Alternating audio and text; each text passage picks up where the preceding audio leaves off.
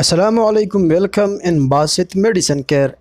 ناظرین، آج ہم آپ لوگوں کو بتائیں گے لیوپریٹ ٹیبلٹ کے بارے میں، جس میں ہمیں ایک ہی ایکٹیو انگریڈینٹ لیوسوپرائڈ ملتا ہے۔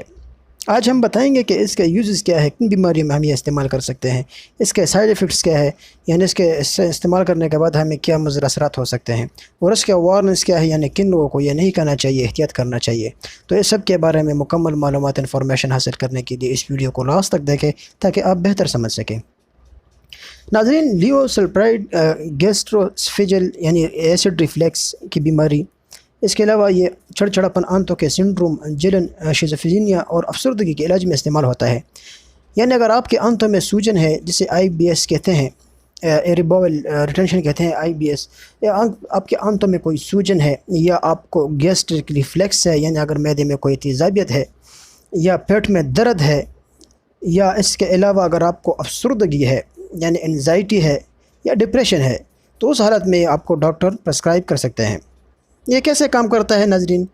تو یہ اسٹیکولن کیمیائی میسنجر کی رہائی میں اضافہ کر کے کام کرتا ہے۔ اس سے پیٹ اور آنتوں کی نقل و حرکت میں اضافہ ہوتا ہے اور ریفلیکس ایسڈ فوڈ پائپ تک جانے سے روکتا ہے ناظرین۔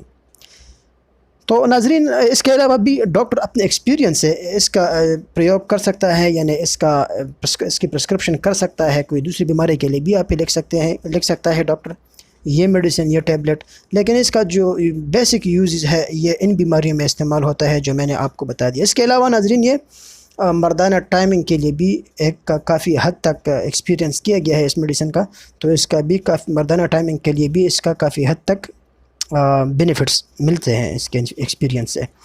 تو ناظرین، اس کے سائیڈ ایفیکٹس ہیں تو میں نے یوزز بتا دیے۔ اگر آپ کے آنتوں میں کوئی سوجن ہے، آپ کو کوئی ایسڈ ریفلیکس ہے یعنی معدے میں کوئی تیزابیت ہے، یا آپ کو انزائٹی ہے، ڈپریشن ہے، تو آپ یہ میڈیسن کا استعمال ڈاکٹر کے پرمیشن کے ساتھ کر سکتے ہیں، جب آپ کو یہ میڈیسن ڈاکٹر پرسکرائب کرے تو تب بھی۔